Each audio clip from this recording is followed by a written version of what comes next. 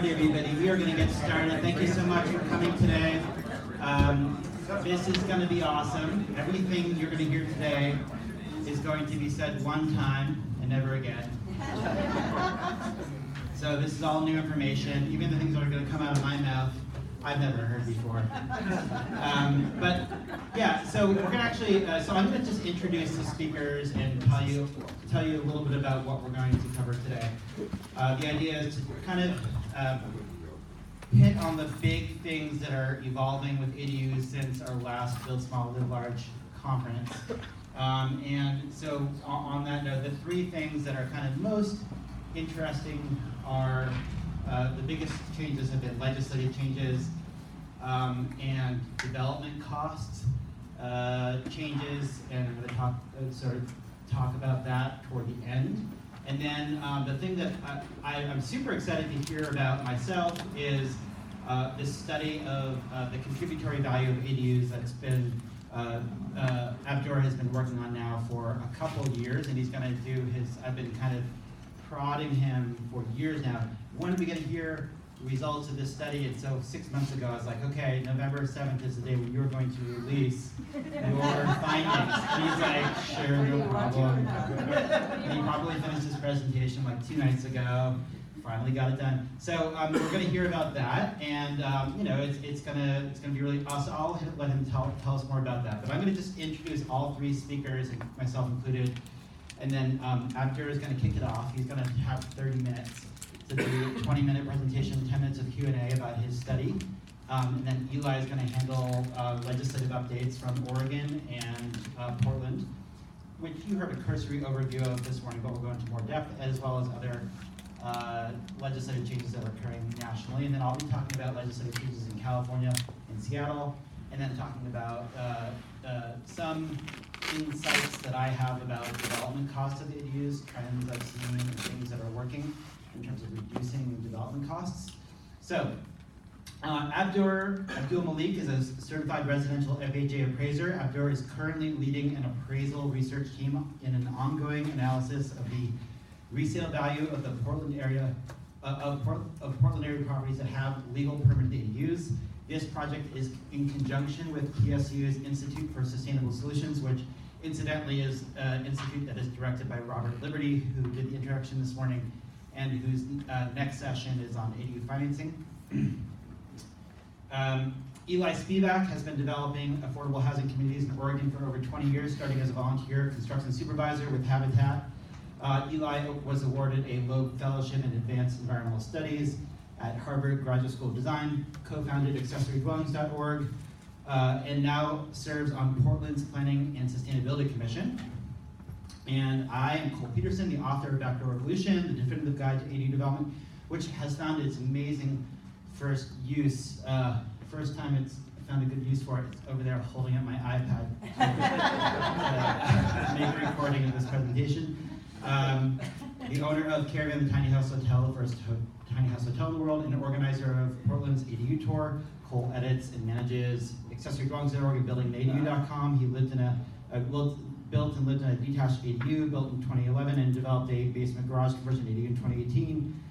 He's also directing tomorrow's ADU Academy, an educational event for ADU practitioners. So without further ado, I'm going to hand it over to Abdur, and he's going to give us wisdom, give us insights. Come on over here, Abdur. Okay. And you can advance.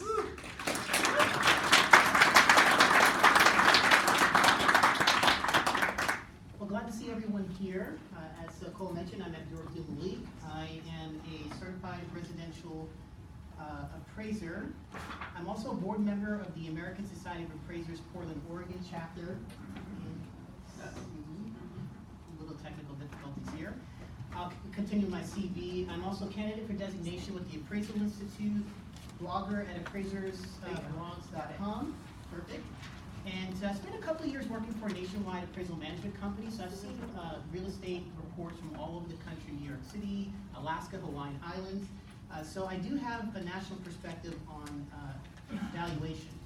So briefly, Cole Peterson, I met him at a continuing education event, and we got to talking about evaluation of ADUs. And Cole is a national expert on ADUs, and what he did after some discussion, he turned over to me a list of 1,500 properties that have legal ADUs. And so what I did is I painstakingly went through all 1,500 properties in our local RMLS database, I have no life, and I went ahead and saw which one of those properties actually sold, and we started to build a database of properties that sold on the open market with the accessory dwelling unit in place. And so what we did is we stayed within the Portland city area, and the reason for that is Portland has very favorable codes for accessory dwelling units, so we did not want to leave the Portland metro market. And then you can see here, we went ahead and we mapped out the locations where these properties sold. So you can see quite a few sold. In fact, I think the final total was 350 properties of that 1,500 have actually sold in RMLS. Some of them actually multiple times. So what I told Cole was, you have to get into the weeds to really figure out what these things are worth.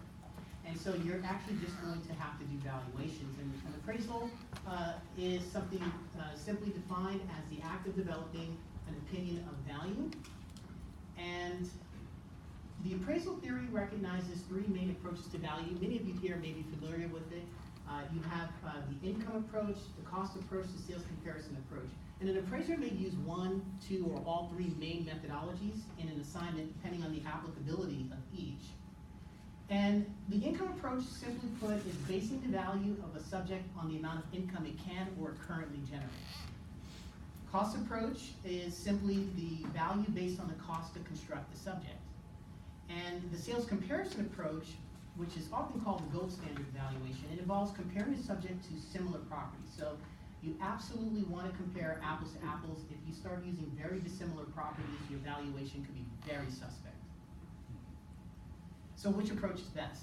That's a classic question. As I said, the sales comparison approach is the gold standard, but in some cases the income approach may be appropriate. There was a study done actually in the fall of 2012 in Portland to see how the income approach applied to ADUs. The link is there if you want to read it. Problem with the income approach is that it's very complex to apply to accessory dwelling units, and it sometimes overstates the value of the property because the motivations for building an ADU is not simply about the income it can generate. Many people will build it for generational living. They have many different motivations, and so while there's a correlation, it is not a causation. And with cost approach, the appraisers like to say that cost does not equal value. Sometimes you can make an improvement, but it fails to do a dollar for dollar return in the market. In fact, with some of these properties that I was studying, it's more like you buy an ADU and you get a house thrown in. I mean, it's a very different, the quality can be very different. And so you run into problems with the depreciation, and so the cost approach is a little bit of a weak approach as well. So sales comparison approach was how we went with this, and we use a variety of techniques. These are just kind of jargon terms from within the industry. We use aggregate differences, double, triple scatter plot, simple linear regression, multiple regression, correlation matrices, correlograms, paired cell analysis. For you statisticians in the audience, you probably recognize some of this. And this is just a mashup of some of the toolkits in the data science toolkit. This is a double scatter plot, linear regression. This is a correlation, correlogram with a correlation matrix built in. This is a slicer tool that I like to use. You can pick different attributes for a property and all the regression graphs changes simultaneously. And for any appraisers or people seeing appraiser reports, that's the sales comparison grid, kind of the bread and butter for most appraisers doing pair sale analysis. So let's go ahead and start talking about the ADU case studies. So one of the nice things about the city of Portland is that every single square inch of the city is partitioned into delineated neighborhoods.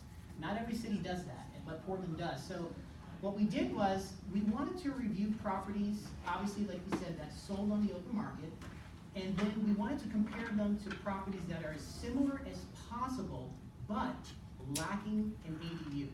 Because if you have properties that are extraordinarily similar but lack that one critical feature, that's the definition of paired sale analysis. Now we're letting the market tell us what that ADU is worth. And this is just an overview here of Portland's neighborhood coalitions. I think there's about 95 distinct neighborhoods in the city of Portland. Now, this is something I cooked up with one of my custom Excel spreadsheets. So I have tools that I use to mine data from RMLS, and I put in the subject information in one section, and the comparables that I select, it starts to compare it to the comparables and the subject. So the goal is, for me, is to see blue all the way down here, because what this tells me is that the comps that I picked are extraordinarily similar to the subject. Sometimes I can't get blue everywhere, but it may be a trivial difference, like maybe the home was built in 1950 and they're all built in the 40s. That's a rather trivial difference. But I made sure, and I actually had to start from the drawing board sometimes when an ADU snuck in, I did not want an ADU in the comparables. So let's actually take a look at some of these properties. So here's property number 1, detached garage conversion ADU. The home sold fairly recently in 2018. The ADU added 18% to value. And I wanted to let everyone know there will be a link for the slide notes. You will be able to get a copy of this. But we have to say, wait a second, we converted the garage. So we lost the ability to park our car. So we have to factor that into our valuation as well. So using regression analysis, pulling out the value of the garage, we found that in this particular case, the net gain was 12%, so about a 6% loss in value. But very nice ADU. One of the things, Cole's projects, I've noticed they tend to be high quality. These ADUs, the interiors are very nice. So here's the garage conversion. As you can see, very nicely done. 18% bump in value, and then 12% net factoring in the garage. Now here's property 2 and 3. This is a basement ADU, new construction property. We like to call these skinny homes, very, very narrow. This property sold in 2016 as a new construction with a basement ADU. And at the time of its sale, it's very interesting. When it sold as new construction, the ADU contributed 6.1% to the value. And I've actually found that that pattern has been holding with new construction. It does add value, but it's a little bit muted for new construction. But interestingly enough, about 14 months later, in 2017, it sold again on the open market. But that time, the ADU contributed 16% to value. And I have a couple of theories about that. I think when it's new construction, people are a lot more intentional about what they want. If you want an ADU, generally you're just going to go ahead and have that constructed to begin with. But once it's no longer a new property, I think the ADU starts to add additional value because the market might be looking for other things. You now have another buyer who's just looking at it as just any other property that they might be considering for purchase. So again, just recap, 6.1% in 2016, 16% in 2017. And here's the interior for that one. Again, very, very nice interior, beautiful home. And that one's a full basement ADU, by the way. So let's go on to property number 4. This one's an important one because this was the house, the main house. And in 2015, they built an attachment that, as you can see, it almost turns this into a duplex. So it's an attached ADU. And in this case, the ADU added 24.6% to value. So that, in dollar terms, that turned out to be about $125,000. So it didn't quite, it probably cost more to construct that. So it didn't quite capture 100% of what they put into it, but as you can see, it's a non-trivial jump in value for putting something that large up onto the property. And just so you can see, this is the ADU itself. So the main house is there, and this is the interior. So it's a 2-level ADU. I prefer dealing with percentages because I think percentages will allow people to actually apply that to other properties as opposed to dollar amounts. Sometimes the quality can be very different, but if we can come up with general percentages, I think it's better for giving us some rules of thumb. Yes, sir. Real quick, do you also track the rents? So we're focusing mainly on the sales comparison approach because, as I mentioned, in 2012, some appraiser colleagues of mine did a study. And the problem with the income approach, without getting too sidetracked, is that the income approach implicitly involves evaluation of land. And when you're dealing with an ADU, it then becomes very convoluted how you separate out the contributory value of the land for both structures. And so the paper, and it's linked in this notes, you have to come up with a kind of involute formula for that. And the bottom line is with the income approach is that it generally overstates the value of the property. Because as I mentioned, most people, some people may be looking for ancillary forms of income streams, but a lot of people may be looking more for just somewhere to put grandma who's maybe aging and needs someone to care for her close by. In fact, Cole runs an ADU tour annually. And I actually went on that tour and interviewed the people who were showing their ADUs, and they were beautiful structures. And I said, what was your motivation for building it? And no one said. Not a single person told me they built it to make money. It was always because they were trying to have generational living on the same piece of property. So that's why I think the sales comparison approach is important, because you can come up with theories for income, theories for cost, but at the end of the day, most people are curious, what am I going to actually get for this thing when I sell it on the open market? That's what 99% of people are going to be concerned about, what it's going to fetch when they sell. So again, I think the sales comparison approach is the way to go in Portland and in other metro markets as well. So continuing on, property 5, this was another detached garage conversion. The home sold in 2017. This one had a little bit more of a bump in value. It was 19.36%, and then when we factored in the loss of value for the garage, it dropped down a little bit more steeply. In this case, about 9%. So the net gain value is 10.6. And what I've been seeing is that the drop in value when factoring in the garage could be about 5 to 10%. So you take your initial gain and you have to generally drop it down about 5 to 10%. But again, another nice structure here. This one pretty skinny. It looks like it's mainly a Studio One, but excellent structure as well. Can you share the dollar amounts on those? I can, but like I said, I think the dollar amounts can be a little problematic because it's so specific to the property that if people latch on to specific dollar amounts, I think they could be a little bit misleading. I think it's better to show a percentage, because then you could if you're sitting down with a client or if a homeowner's trying to think, well, what's my gain going to be, they can then apply that percentage to their property as opposed to a dollar figure. Gentleman here? Did you look at the size of the impact of the size of the ADU? So we're looking at the percentage increase in square footage versus the percentage increase in value? So that is something that I am paying attention to. So that is a very good question. Obviously, and we're going to get to one of the case studies where size is going to, obviously, you're going to see a difference because of the size of it. So yes, that is something I did pay attention to. Ma'am? Can you clarify that you're comparing like a 1,500 square foot house total, like with, let's say it's just an addition, versus a 1,500 square foot house that includes the ADU? Correct.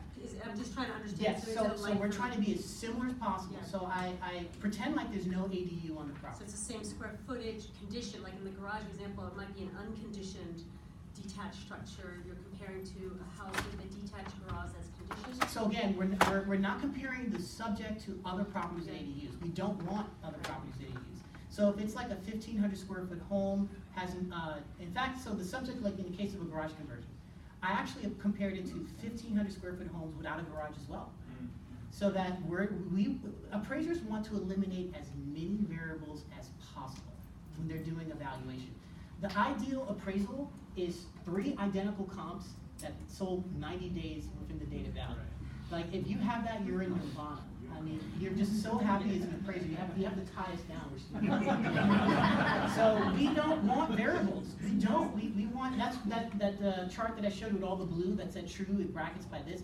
We want identical. We want widgets as much as possible. So the only major variable for these properties, to the extent possible, is the ADU. Now there were cases, like I said, where maybe I couldn't quite bracket something, but then I'm looking at the entire neighborhood, pulling aggregate statistics, doing regression analyses, figuring out like if maybe one is on a bigger lot, I didn't drop down, I adjust for the lot differences. But we really did try our very best to keep this as similar as possible. But of course with real estate, it's defined as an inefficient and imperfect market, so you're never gonna get 100%. So is square footage inclusive, like? No, the ADU was, like I said, I pretended like the ADU didn't exist when I searched for comps. So I said, okay, the primary structure is what I'm considering, and I got comps that mirrored the primary structure as closely as possible. And then I said, okay, we know what the subject sold for, because these are homes that sold on the open market. So for instance, if like this one with property number 6, if it sold January 1st, 2017, I'm gonna say, okay, what than other properties is similar to the primary structure sell for around that time on January 1st, 2017, that lacked an ADU. And so I say, okay, the subject sold for X dollars, these comps are pointing to Y dollars, the differential is how much the market valued the ADU for the subject. Right, with no consideration for the added square footage, whether it's 200 or 1,000. Again, the market tells us what the value is of the ADU by the differential in the price. And so you will see with some of these case studies, and you can review the notes later, that some of them, because they were small ADUs, the bump was modest. It was trivial, not dramatic. But in other cases where, large structure, like in this case, property number 6, you can see it's a 2-story structure, added 28.3% value. Again, we subtract out the loss of value for the garage, 17.2% bump. And that's the way this one looked. It was a 2-story structure. Again, pretty nice. And for time, I'm just gonna kind of run through the remainder case studies here. Property 7, this was basically 2 homes on 1 lot. Yeah. This one's kind of an important one because it's a very small home. As people probably read ahead on the slide, the main structure is 866 square feet. So searching for comps for that was a lot of fun because there aren't a whole lot of homes that size to begin with. But I found some comps. And the ADU almost doubled the living space, right? I mean, 690 square foot ADU. There's extreme parity. And in fact, if I recall correctly, this property was not marketed in MLS as a single family residence. It was marketed as a duplex. So sometimes with these ADUs, if there's significant parity between the primary and ancillary structure, they're actually marketed as multifamily homes. But this one added 71.2% value to the structure, $158,000. Sir in the back. Would you still be able to get a single family mortgage on that, or would the bank? Oh, yeah, you'll get financing. The government-sponsored enterprises, Fannie Mae, Freddie Mac, they have specific forms for duplexes and for single-family residents. It would be up to the appraiser to make the call as to which form it's on, but honestly, as a homeowner, you don't care. You just want a value on your home and the financing. Sometimes the program you might get into could change if they determine that they will want to call it a duplex. But if I were an appraiser with this one, the parity is so strong that I probably would say you essentially have a duplex on your hands. But honestly, if the lender said, well, our loan program is that it has to be single family or accessory unit, as an appraiser, I would not feel like I'm committing massive fraud if I put it on a single family with an accessory unit, because that's how it was permitted. Yeah. They went down to the city and said, we want to build an ADU. So I'd have no problem with that. And, ma'am? Can you talk a little bit, or maybe you're gonna get to it, about the uncertainty when you're dealing with conventional Fannie, Freddie lenders, and you're just not sure that, it seems like there's an education process that needs to happen among the appraisers on how to deal with these units, and it's not there yet.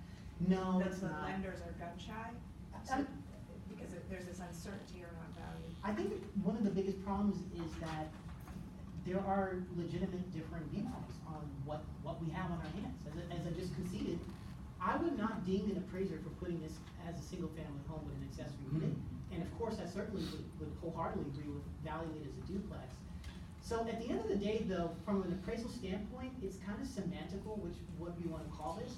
The question is, what's the thing bringing in the open market? And an appraiser should be comparing apples to apples. So in this case, an appraiser should be pulling as similar a structure as possible to compare it to. And so that, in a sense, you kind of sidestep the whole debate about what do we exactly have in our hands if you just simply value it with something similar. It's kind of like Shakespeare said, a rose by any other name would smell just as sweet, right? So whatever we call it, the question is, what would you get if you put this on the market? And the nice thing, again, like I said, is we know what the market paid for this property because it sold in 2018. But just for reference, that's the ADU. So you can see it looks very, the size similar. Again, new construction, very nice. I think we're coming up on one. So this one's another garage one. Big bump actually on this one, 30%, factoring out the loss of the garage, 25%. That's the structure. So here's one where it was a very small bump in value. This is an ADU above a garage. So you can see it's a fairly new construction, kind of a modern architectural design, but the ADU is super small. It's only 264 square feet, so the value gain was very very small as well. It was only 3.6%.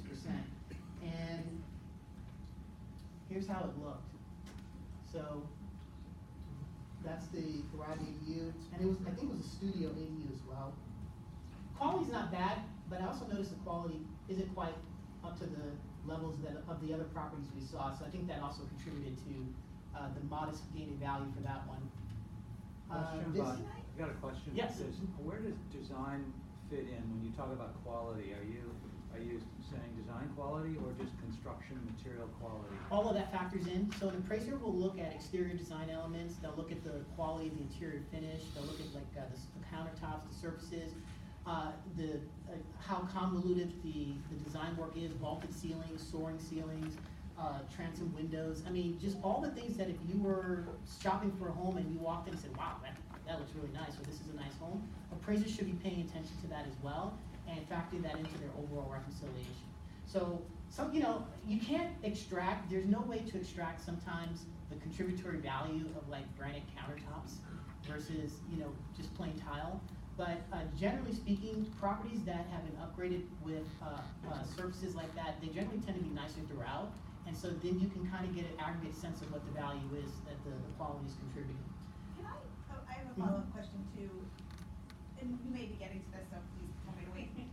I'm just curious of like a big picture, because you're selecting some examples here, but I'm curious sort of what the averages across the. There's a table kind of summarizing a little bit of that. Because but are there we- more that are on that lower end? I mean, Mhm. and again, I ask that question in the context that I think many of us are interested in bringing down the cost of ADU development, so we may truly see ones that are not as high quality or Right. have such a fancy design. Right. That may be, where the value may not be as high as some of the ones we're seeing here, so. Yeah, so the data set I'm working with, because most of these were constructed like within the last 5 or 6 years, they tend to be pretty nice.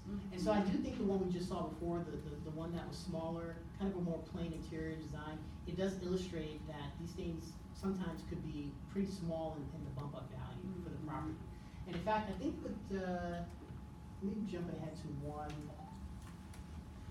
So that one, so here's one actually that I thought was interesting, because this one is a basement ADU, but it wasn't a full basement ADU, it was actually a carve out of the basement. So the basement's 1,080 square feet, the ADU was 450 feet, and so again, we have kind of a modest gain in value, not insignificant, but pretty small, about a 6% bump. And this was another basement ADUs. Basement ADUs, by the way, seem to be the most common category. I know that there's, there are people who are converting garages, and there are some people that are actually dropping in prefabricated ADUs into the market. But the list of the prefabricated ones, I didn't see a single sale on RMLS yet. So they're kind of new to the Portland metro market, so we don't have any data on that one yet. This basement ADU, nice home, kind of larger, so it added 15.7%, about $97,000 to its resale value. And that is interior. And we got 2 more, and then you can ask me some additional questions. This one was another garage conversion, 9% bump, but factoring the loss of the garage, shaked out to about 4%. And that's the interior. That's the garage right there. It's kind of a smaller unit as well. And last one we'll consider for our case studies, another basement ADU. This one was a newer construction as well, and kind of showing that same pattern. The value differential is small, about 4%. So I think for basement ADUs on new construction, you're gonna see a pretty small gain in value for doing that. And it was a very nice ADU. What was the percentage? 4.2 on that one. And again, like I said, you'll be able to get these slides, so you'll get a copy of this. Okay, so just moving on to final thoughts, briefly. So here's just kind of a table summarizing the case studies. This is an ongoing project. The value, we're probably going to wind up valuing about 100 properties when it's all said and done. It's a bit time consuming, but it is picking up steam, and we should have 100 done sometime next year, probably earlier in the year. And this is kind of just summarizing the patterns that we saw. So for detached garage conversions, we had 5 in the case study. Minimum increase in value was 4, high 24.95, but the median was about 12, which actually mirrored the basement ADUs. So again, the low was about the same. The high was a little bit lower because basement ADUs generally seem to be a little bit on the lower end, but the median gain was almost the same, 11%. And of course, these are just one data point, so their columns are identical. But definitely, as you can see, for the detached one, that was basically putting a second home on the property, significant bump up in value. So while it may not completely cover the construction cost, you could count on it being a huge bump in value, and that can make all the difference in financing. If you can demonstrate that, yes, it will result in a substantial increase. Yeah?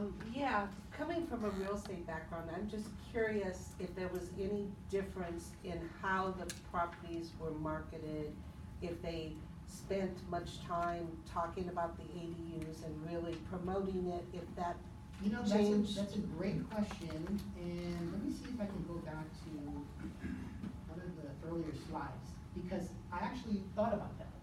So, I think I hid the column, but when we were initially going through the list to see if the property sold, we have a column here that says, was the ADU advertised in RMLS? And surprisingly, I would say, especially for the older sales, like maybe 10 to 20% of the time, the agent didn't even mention the ADU. It was like, you just show up to the property and oh, you get an ADU. Right. But I do think that agents are becoming much more savvy about that, because all of the more recent ones, that's like the first thing that they talked about. And if it's legal, which this is where Cole comes in, they will say in the RMLS, legal ADU. Because I was actually studying one property in the database, it was an illegal ADU, and the agent had to put, now, trust me, agents, they're good at marketing, and they tend to try to soft pedal bad stuff.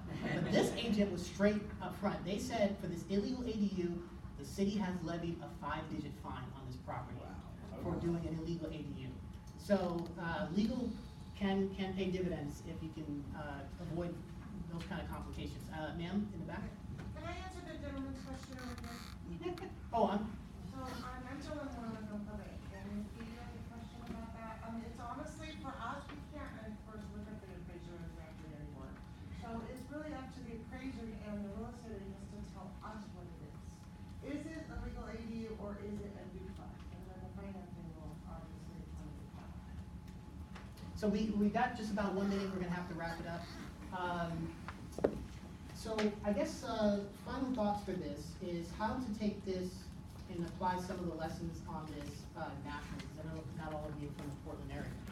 So my thinking here is that a case study is something that appraisers can use, even if the study was done somewhere else. If there's a case study, an appraiser can say, hey, a serious examination was done in this market, this is the findings that they have, they reviewed X number of properties. If I have no data in my local market, I can at least hang my hat on the fact that a market study was done somewhere. And we do that with solar, we do that with other things. So even if someone's valuing a property, let's say in Sacramento, if for some reason there isn't any data, once the study's published, appraisers could look at that and at least point to something that the lender can hang their hat on and say, okay, at least they're not pulling this number out of a hat. There was an actual study done. But for those of you who can do this, I would say reach out to local appraisers. The realtor mentioned here that that there is an issue there with the appraisers. So reach out to some of the appraisers in your market, help them out, be a resource to them. If you can give them a list of legal ADUs for any of you who are planners or who work in the city, you make that available in GIS. That can go a long way to maybe similar studies being done in your local market, and you can get local data as to the contributory value of those ADUs. So I think I'm out of time. So we're going to turn this back over to Cole, but the slide deck has my contact information, and I'm sure Cole will send out an email, but this is one slide you might want to take a picture of because it has a URL to a Dropbox link where you can go ahead and just download this entire presentation. So, a round of applause for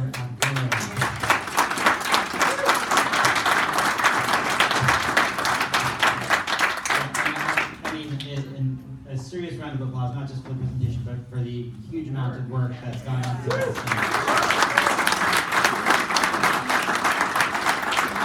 All right, next up we have Eli's feedback. I'm going to cue the slide. And one other thing I'll mention is we'll hopefully have roughly 5 to 10 minutes at the very end. You can ask questions to all three of us, including Abdur. So if anyone thought that they could build an ADU and sell it for more than it costs to build it. Hopefully this is a sobering assessment. If that were the case, then people would be routinely, oh, it's time to sell the house. Oh, let's build an ADU first and we'll sell it for more. Never happens anywhere in the country. But people are still building large numbers of them. Can I show you this? I guess I can. Because largely for lifestyle reasons, because that's how the housing will fit their lives. So I am USB back, and I get to work not just locally, but sometimes around the country on accessory zoning units. So I try and act like a sponge to learn what other people are doing, and also help them figure out their next steps to make this housing option more broadly available. So one group that helps me do that is AARP. If you haven't already, this is the ABCs of ADUs. I wrote this with AARP. It's free and it's deliberately short and sweet. No big fat tone here. So you can take this to your local planning office and say, hey, can you do these in my area? And then if they say no, then say, why not? And then give it to them. Is this a clicker situation or a right arrow? Okay. All right, I'd like to open up to say this is nothing new. We're bringing back historic housing types. ADUs is one example. In the bottom right, that's one from Thomas Jefferson, but we got to bring in the tiny house, the boarding house, the cottage cluster, the row house. All those we've been building for over 100 years. And as I wander around, cities seem to be in one of these tranches, I guess you'd say, for allowing ADUs. There's some places where pre-existing ADUs cease to be legal if they're not continually occupied. I was just in Chicago. They have thousands of coach houses, and if you don't continually occupy that for 1 year, you lose the ability to use it at all. Okay? That used to be the case in Washington, D.C., where I grew up. They have all the alleys, they're both alley cities, they're all lined by row houses, and the city systematically made them illegal. That's where the help used to live, and they got replaced by garages or by backyards. So there are still parts of the country that are like that. Now Chicago has a big initiative that reminded me kind of like Portland was 9 years ago, with a lot more powerful players, frankly, than we had, to try and flip that around and encourage them. But that's where they are right now. Other places, pre-existing ADUs are allowed, but you can't do any new ones. That's a pretty broad chunk of the country right now. Houston, large parts of the Midwest and the East Coast, they existed for a long time as where the butler lived or extended family. And you can keep going, but you can't build any new ones. There are other places where ADUs are allowed, but they're closely regulated, so closely regulated that they rarely ever get built. 2000, AARP and the American Planning Association wrote a model code for ADUs at the state and local level. And that code included all kinds of suggestions, which were really actually quite constructive suggestions for codes. But they always said, well, if you don't require, they might say, don't require off-street parking, but if you do, here's some language for it. Don't require a conditional use process, but if you do, here's how you should do it. Don't require owner occupancy, but if you do, here's some language you could use. So you might guess what planners would do with that information. They do all of the above. And you see lots of codes adopted back then with cities that perhaps were well-intended to get this housing type created, and they didn't get any built. I think St. Helens is one example in Oregon where that happened. I'm looking at data there. And then you've got places where ADUs are being encouraged, sometimes up to two of them per lot. That tends to be more heavily pronounced on the West Coast, although not exclusively, and that's the trend, I think, where things are heading. So Oregon, we have this huge advocacy effort and lots of work to pass a few codes. It all comes down to 1 or 2 sentences. So in Oregon, SB 1051, 2017, so this is last legislative session, not the most recent one, required every city over 15,000 people to allow at least one accessory dwelling unit for each detached single-family dwelling, subject to reasonable local regulations relating to siting and design. And you might guess that last little part of the sentence is very contentious. What are reasonable local regulations? But it did require every city to allow ADUs. California had done this about a decade before in a way that had no teeth to it. This actually has some teeth to it. But it needed more. So in 2019, we passed HB 2001, which did a lot of stuff about middle housing, but it also had a couple quiet clauses on accessory dwellings. One of them is that reasonable local regulations relating to siting and design does not include owner occupancy requirements, and it does not include additional off-street parking. So if a jurisdiction was trying to write a code for ADUs, and they wanted to require 1 or 2 parking spaces for the ADU or owner occupancy, sorry, can't do that anymore.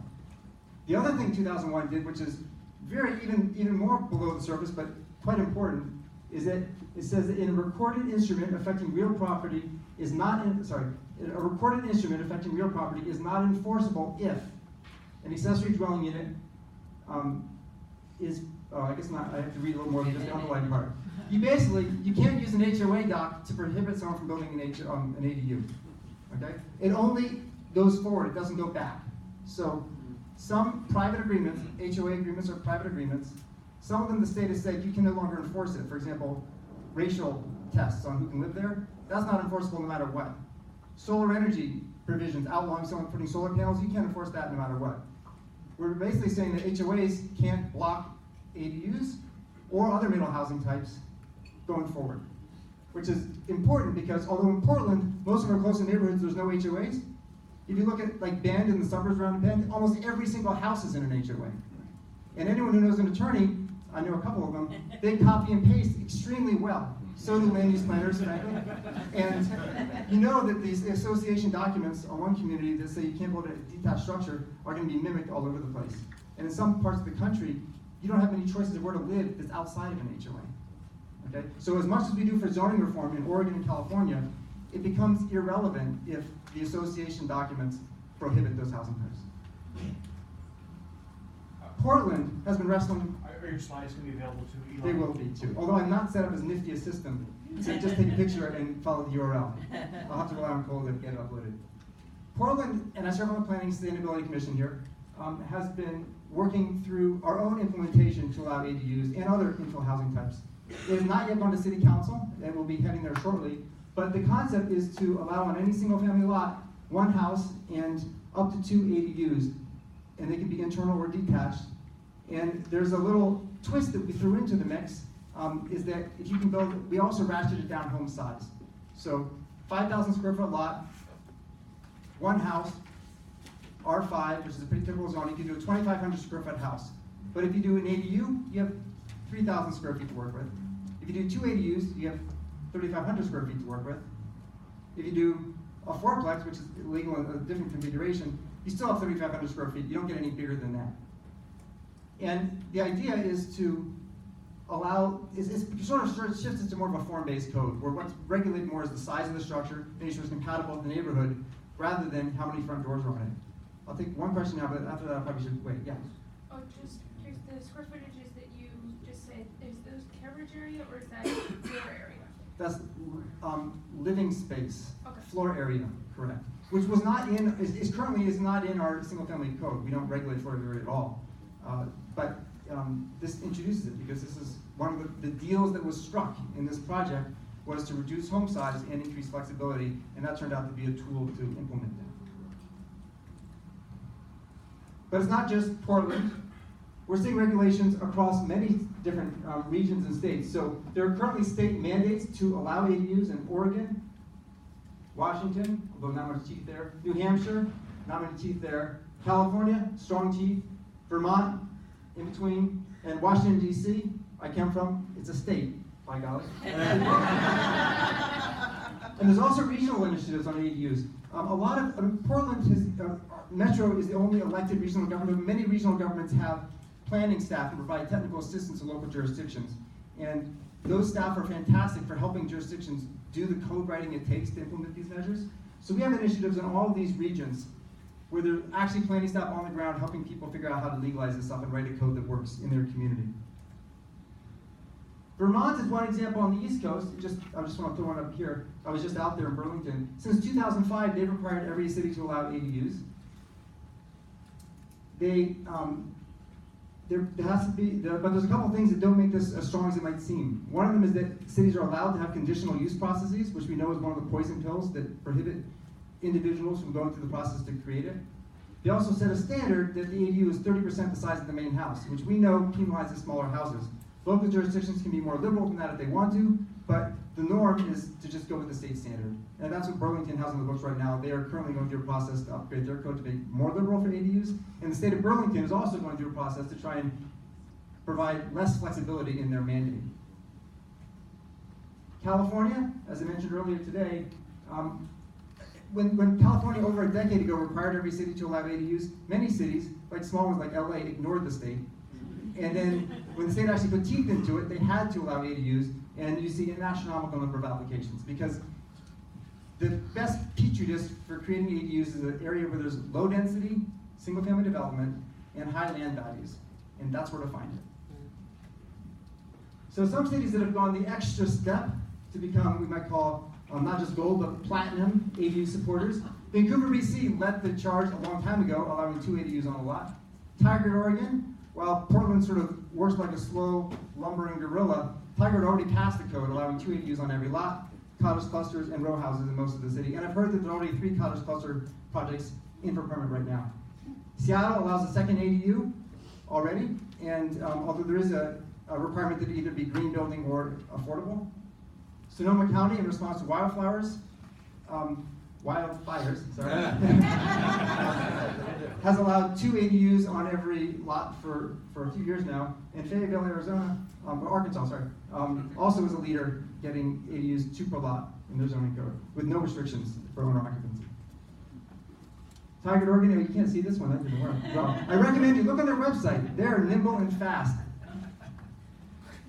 If you're a jurisdiction that's thinking about how to do this, this is the wonky page 15 of that ABCs of ADUs gives you a sample zoning code. It's 1 page, it ain't hard. And then the last thing I want to end with is that there's a lot of interest in creating affordable ADU options. Every city, frankly, that thinks about looting ADUs in the past couple of years is saying, well, how can we make sure they're affordable? And as you saw from the prior presentation from Abdur, the first ones out of the gates do not tend to be affordable. They're gorgeous, you know, they're violins, and I think that that's okay. The early adopters, I think that makes a lot of sense. And we want to try to figure out how to bring the price down. So it's encouraging that some cities are starting to dabble, as Portland and Multnomah County have, in programs to create more affordable ADUs. So there's an initiative in West Denver with Fannie Mae and the Housing Authority to try and create an affordable ADU program.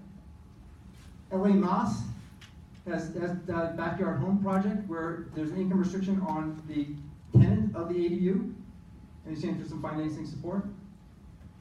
Washington, D.C. is just getting off the ground a program to support ADUs for lower income residents. And Silicon Valley, not surprisingly, they're thinking the finance side, which is smart. They've got a program to provide second mortgages, deed of trust for ADUs, so long, with a really subsidized terms, so long as there's a 2-year affordability restriction tied to the project. But I want to say that all these are absolutely fledgling. There is not a ground rule of success, and I haven't even mentioned the local programs in Portland and Multnomah County. We've got a lot to learn on this stuff. Yeah. Hi, I'm Cynthia McCauley with Housing Trust Silicon Valley. Oh, right. Yeah. I've talked on the phone, but haven't seen it. Yes, Yeah. nice to meet you. So if you put the thank you for putting it back up. Yeah. I would just say that ours is soon to be rolled out. I'm finalizing the terms of just the loan terms and conditions right now. Some things that hopefully we can get answered over the next 2 days are really around prefab units. New construction, pretty easy, but prefab is a little sticky section for us as lenders to interpret and also to maybe get very comfortable with. So that's one of, if you have any ideas, I'd love to hear them. So this actually, I would say, 36-month term, 20-year amortization, that's correct. It is a second mortgage behind the first. Let's see, I would say that the tenant income restriction, that's correct. And let's see. I got the slide from them. So, get evidence that it's evolving. We're figuring it out. I was going to say that there's really nothing to be updated, just that the loan amount will be based on the side of the rent, based on the size of the rent. It's and the 200,000 is based on someone at up to 120% AMI spending 30% of their income on rent. So that's what that means. So, Thank you very much. Any other questions? I'm thrilled you're here. I mean, I think this is one of the most likely to work products out there. And there is an instinct of jurisdictions that are trying to deal with the housing crisis, both on supply side and also rental costs escalating, to try and put it all together in one program and say, okay, you can build an ADU as long as it's affordable to someone who's low income. And then, guess what? They never get built. Okay, Santa Cruz learned that, I think maybe 2 decades ago. So I think it's really important to make sure that the ADU program works as a standalone program, And then, if you can figure out a way to bump together traditional affordable housing subsidies, home, CDBG fund, maybe tax credits, if you can layer that on and come up with an effective program, fantastic. I know that in Chicago, they have a nonprofit there that's done a whole bunch of single-family homes with big backyards through a tax credit program, and they're thinking about putting an ADU on every one of those lots, doubling their number of housing count, and integrating that with the same program. I mean, that's some good thinking. That's in Chicago. That relies on zoning reform, but I don't want to, even though I come from an affordable housing background, I don't want to say that's the first thing you should do with your ADU program, because I think it can sometimes bog down an ADU program. And frankly, when I see the early adopters doing the first ADU, I met with one guy in Washington, D.C., and they stumble into an unexpected utility connection thing that costs them 30 grand. It's like, I want the early adopters to be people who are financially strong enough to weather that cost. I don't want that to be a nonprofit that just sinks the organization. So learn the ropes, and I'll pass it on to Cole. Thank you.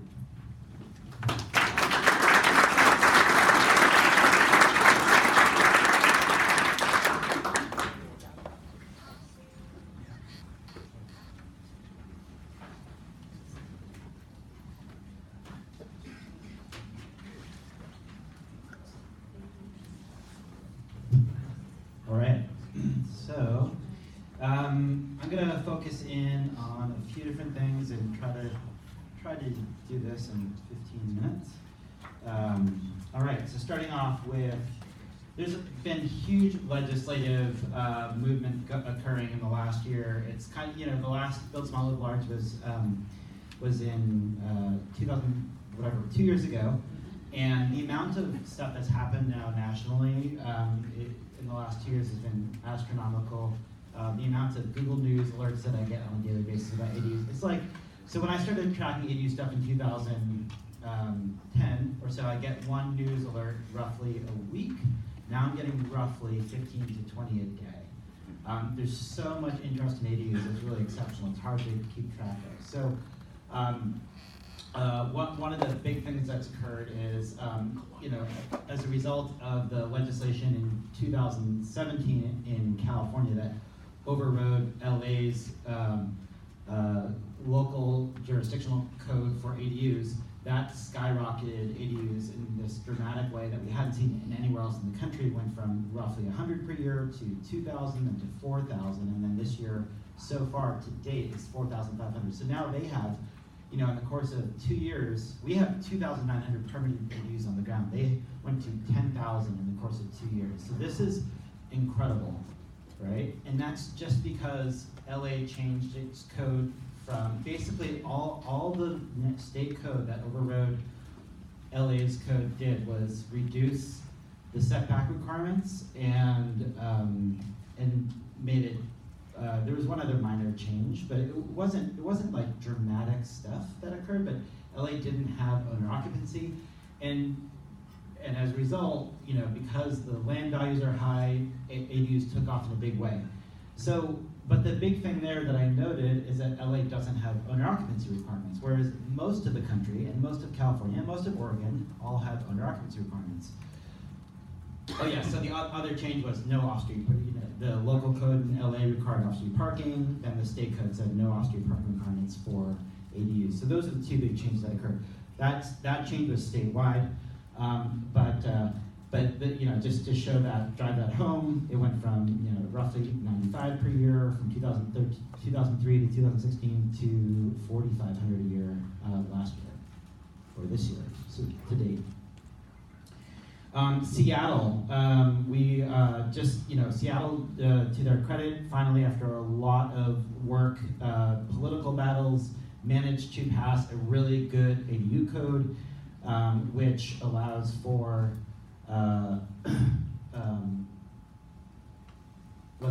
removal of owner occupancy requirements citywide, removal of off-street parking citywide, and allows for 2 ADUs on one lot. One attached, one detached. Notably, I'll say this is kind of this new platinum standard thing we're seeing now in California too. That they allowed 2 ADUs. So those are the notable things in my mind. But there's a whole suite of other changes that occurred in Seattle. That's great. This is a picture of an owner occupancy requirement that was required in Seattle for a given property that had an ADU, and this is the release of the covenant statement that they can now sign on their property, unshackling themselves from that prohibition of use of the property. So that's awesome to see. This is my pet peeve issue with ADUs is owner occupancy requirements. In writing my book, I discovered that just finger in the wind guess, 90% of jurisdictions or 95% require owner occupancy, and I think it's such a silly rule. I really have big problems with it. So this hockey stick effect is occurring in a variety of places. Here's Austin, Texas. Here's Portland. Those are Californian cities. And the preconditions for that are predominance of single-family residential zoning, which every city in this country pretty much has, except for Manhattan and San Francisco and Chicago maybe, and Boston. But most every other jurisdiction is predominated by single-family zoning, for better or worse. There has to be an affordable rental housing crisis and high land values, and there has to be flexible development regulations. Those are the factors that result in an ADU explosion, and we're seeing that bear out now. And so if you look at the number of that hockey stick effect in Portland, our home values the average home value in Portland is $416,000 according to Zillow, and this is the hockey stick effect that we've had in Portland. The average home values in Los Angeles, by contrast, are $696,000, 25% more expensive or more, whatever that is, 30% more expensive, and that's their hockey stick effect once they had good regulations. And so then the question becomes, okay, so let's take, so by contrast, all of California, including all of these rural areas in California, the collective aggregate average home price is $550,000. That's significantly more expensive than Portland, which is one of the more expensive jurisdictions in Oregon.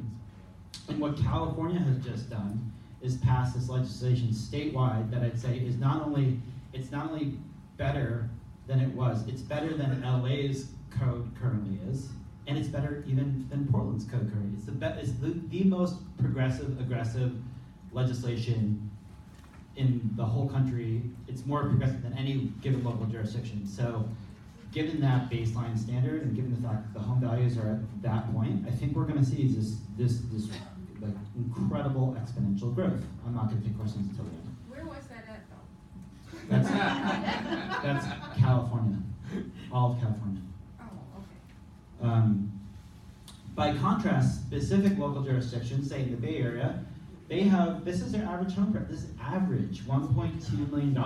And as Heather showed me, in Belmont, California, this kind of cruddy looking 3-bedroom home next to a manufactured house, or like a mobile home park, and manufacturing facility. It was going for $1.8 million. And I was like, oh my God. So ADUs have a really big role to play in areas like that where the average prices are going to be $1 million because of the notion that you already have this free land upon which to build. Okay, so that's kind of like the big picture of things that are going on. Somehow I didn't go into the California legislation like I wanted to, but the big notes there are that let me go back because I feel like those are important. Anyway, the big changes there, I'll just rattle them off, are no owner occupancy statewide for 5 years. There's some weird caveats to that. No off-street parking requirements, that was already in effect. 2 ADUs everywhere, 1 junior ADU, which is like an internal carve-out ADU, plus a detached ADU is allowed by right. And then no system development charges or residential impact fees for ADUs that are up to 750 square feet. That one rule alone, that is what Portland did that kickstarted our movement. So you take all those things collectively, and the other thing, it's a minor thing, but it's so significant, is that the statewide standard now says the setbacks are 4 feet. So that's a big poison pill for a lot of jurisdictions. They have great codes and they promote ADUs supposedly, but they have 20-foot rear yard setbacks, and all of a sudden you can't build detached ADUs.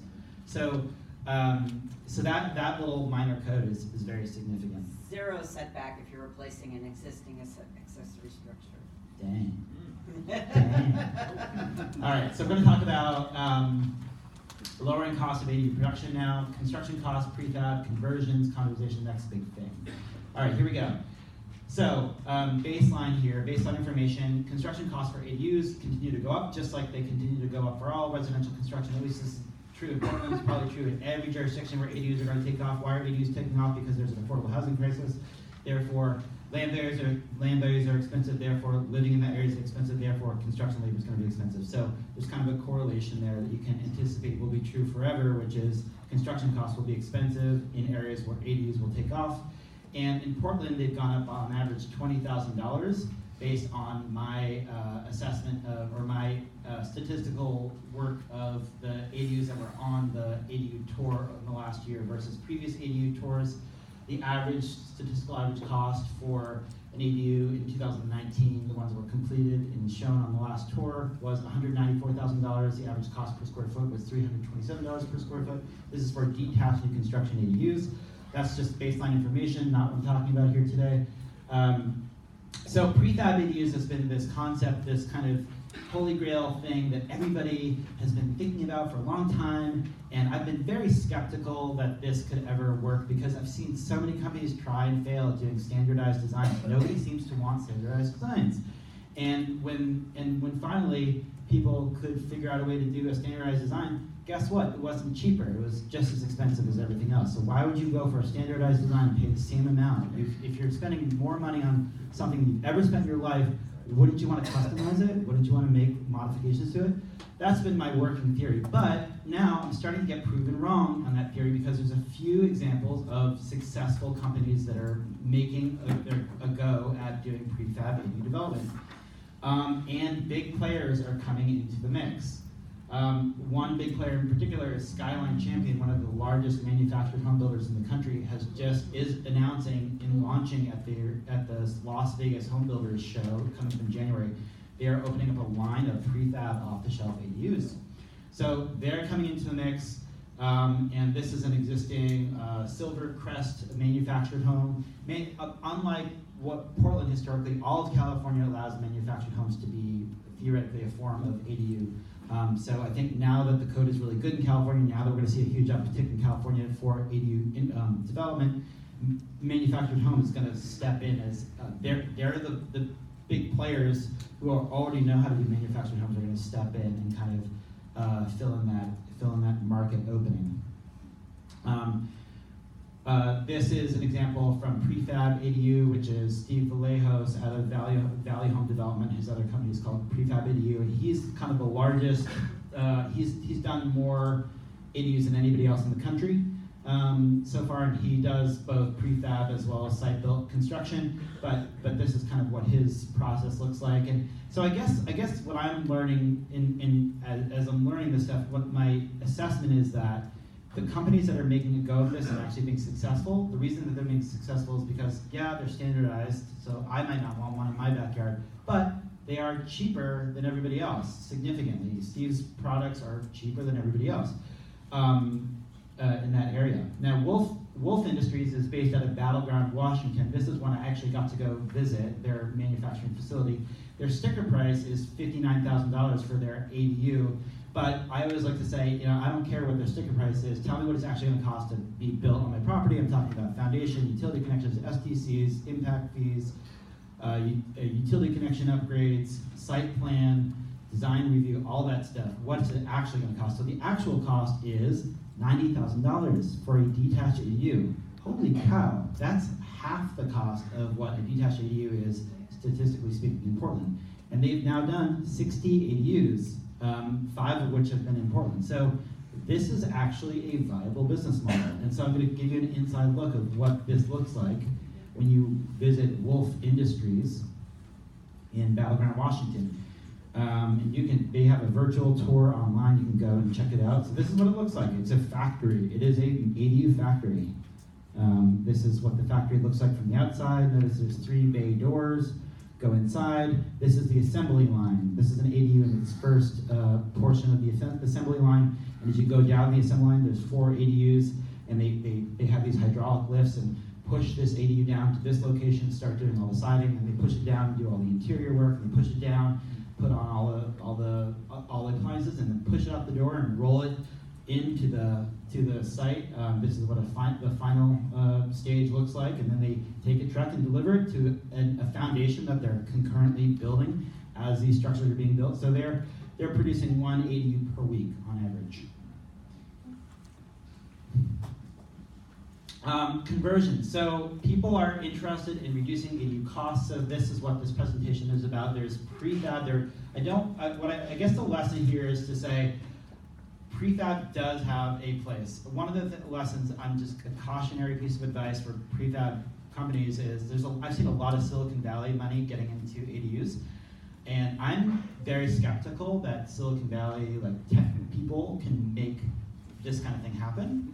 I think it's going to be experienced manufactured builders who know exactly how to produce homes already have the infrastructure, facility, capacity, know-how to fold ADUs into their portfolio more than startup companies with VC money who are going to make this work. But that's just a theory. I don't know. All right, conversions. Conversions are indeed generally one way to also make ADUs cheaper. As Abdur mentioned, both from a resale value, you're removing the value of the garage, and you're adding the value of the ADU. So it's both from an additional value perspective. It's not adding as much value from the taxation perspective. It's not going to add as much property taxes, and from a cost of development perspective, it's also going to be cheaper. So for all those reasons, it is cheaper to develop ADUs sometimes if it's through a conversion. I say sometimes because not every ADU conversion is going to be cheaper than new construction. Attached, I want to just spend a second here just to differentiate for a bunch of planning wonks that the word planning databases use the word detached, attached, and we use that terminology oftentimes. But you can't supplant the word conversion with attached in terms of the cost of production. Attached ADUs are not going to be cheaper than detached ADUs. They're going to be the same price if we're talking about new construction. Conversions, on the other hand, can be a lot cheaper than new construction. So it's oftentimes conversions are attached. These are examples of new construction attached. These are not cheaper than detached ADUs. Meanwhile, this attached ADU is an attached basement conversion, which was only $74,000. It was on the last ADU tour. This is Robert Liberty's ADU. So this is an example of a cheap attached conversion. This is an example of another ADU that was on the last tour. The most expensive ADU that's ever been on the tour, which was also an attached basement conversion, $380,000. So not every conversion is cheaper. Okay, the last big point I'm going to make about costs are condoization is another kind of up-and-coming theme that I think a lot of people a lot of entrepreneurs, investors, and developers are interested in. So I'm just going to show two examples of condoized ADUs. This is a condoized ADU in Seattle, which sold for $700,000. So if you're a developer, that's a pretty good, cool prospect. If you're somebody who's hoping that ADUs can provide affordable housing, I don't know. Is this affordable housing? Maybe not, or maybe it is because the house that it was sold by was $1.2 million. So I don't know. It's just it's an interesting thing to think about this, and I do believe this is going to become a very big new trend for mid-scale residential, small-scale developers. I do want to say that there's also the cheapest new construction I've ever seen for sale in Portland was also a condoized ADU. This was $229 on the market right now. So yeah, there's examples of ADUs being sold at roughly $700,000 in Seattle and in Austin, and I think a few in Portland at that price point. Most of them are going to be like $300,000 or $400,000, and then there's some cheap houses through condoization. So I just want to leave this presentation with one thing, which is the next big thing for ADUs that I think is going to happen is mobile ADUs. And I don't know what exactly this is going to look like, but I think this is going to be a thing that will occur in the next 10 years or so, and I'm really excited for that day because that's going to be truly affordable ADU development. So that's it. We have 5 minutes. Let's take questions for all three folks, and we'll start with you. Yeah. What would be the difference in the movable ADUs to the tiny houses? So how you visualize it? Well, I mean, this concept is it's not established anywhere, but tiny houses on wheels are starting to get deregulated. Cities like Portland currently allow for tiny houses on wheels on residential properties to be used effectively as an ADU, in that you can connect to water, sewer, and electric. So effectively, it is a mobile ADU, but it's not officially condoned. It's just that they're not enforcing it, and LA is now considering allowing for mobile tiny houses to be a form of ADU. Fresno, California allows tiny houses on wheels to be ADUs, so does Ojai. I think in Washington there's been state legislative approaches looking at this. Nobody really has the other answers of how this is going to look, but I do think this is coming. I was just in San Luis Obispo, and I mean, there's some avid ADU advocates, there's massive tiny house advocates, and they're making good legislative progress to get statewide allowances for tiny homes. What are the park models fit into that? That's part of it. Yeah, park models could be the thing. The Los Angeles code that's going to allow for mobile, what they call movable tiny homes to be a form of ADU is going to require that they meet the park model code. In the back of the room. Yeah, you showed the condoization. What's your opinion on how the ADU laws work with that? Did they talk about it? Eli? I've done a couple of ADU condos. The ADU law, in Oregon, the land use code is tenure neutral, so you can just condoize a house if you wanted to. So I think the economics here, I did the first one 10 years ago. It's not, the land values aren't high enough in Portland to make it a really viable product. Some of the home builders have experimented with it, but they're not going gangbusters. But I think that look at Austin, look at Seattle, more expensive housing markets, it works better. What about California? What'd you say? What about California? I don't know if it's taken off there. I would say in terms of the affordability side, Habitat affiliates who are used to doing condos already and other projects could totally do a house and an ADU on every lot, double the number of homes as a condo. So that is a way you can do an affordable housing model, but it hasn't happened yet. Show me. But it's, one of the new laws in California will now allow a nonprofit builder to sell the ADU separately. Some cities don't allow condoization of ADUs. You just have to check locally. Hi, I'm Rachel Guinness. I'm a builder helping to rebuild homes that were lost in the fire in Sonoma, but I'm also a housing advocate. I helped pass recent legislation by sponsoring the junior accessory dwelling unit in California. And I just wanted to talk about a program that was started in both the county of Napa and the city of Napa that created a loan that was forgiven over either 10 or 20 years. So forgiven 5% or 10% each year you house somebody affordably. And so that's another program. Great model. Yeah, I'd love to, at some point, someone's got to write up it's not going to be best practices yet, but what jurisdictions are trying in terms of getting affordability into ADUs. Let's take one more question over there. So you said, I'm going back to something you said earlier, just to clarify, was about the most progressive codes over Portland and California. I didn't hear who that was. The state of California, the entire state. The entire state. The entire state is more progressive than any local jurisdiction in the country right now. But pretty soon I'd say the residential infill project in Portland will leapfrog that and be more progressive than California. If it passes. If it passes. Back there. I have a question about, it seems like the new Oregon law is going to kind of break down some of the distinctions between duplexes and a home with ADU. What do you see as the important distinction there, if there is one, and is that going to go away over time? It's semantic. I mean, at some point, allowing ADUs is a nose under the tent to disrupt single-family zoning. So I would say that arguably with Portland's residential infill project, it's sort of a question of like, I mean, does it really matter if you call it an ADU or or triplex? I mean, I know that when Tiger did their ordinance, they called them ADUs because people were more likely to support ADUs than if you called it a duplex. Straight, whatever the word is that, advertising. One question for Abdur. The detached ADU, that differential that had it looking way more, the value significantly more, is that an outlier in what you're looking at because the comparability of the sizes? Is that, will you have more of that as you grow that study? I think so. I think like I said, the most common category does seem to be basement ADUs, right. And then the next would be garage. But a fully detached ADU that's sold at least on the open market since the construction, that's relatively rare.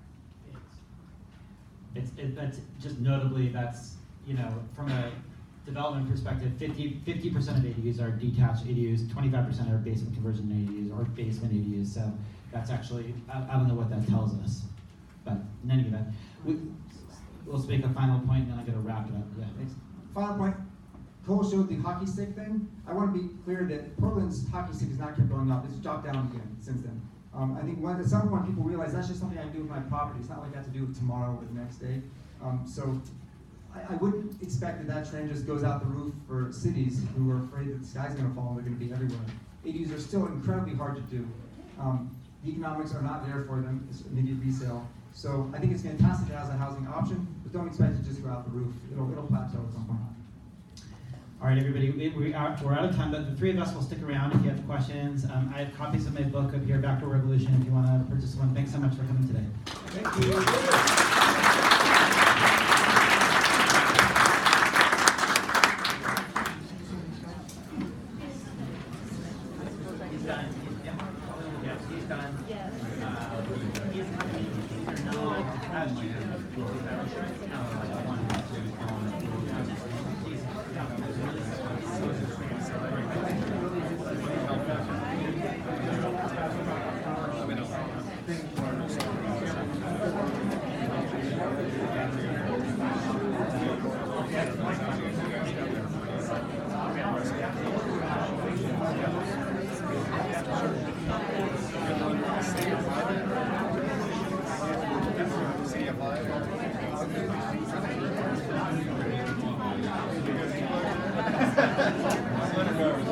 Yeah.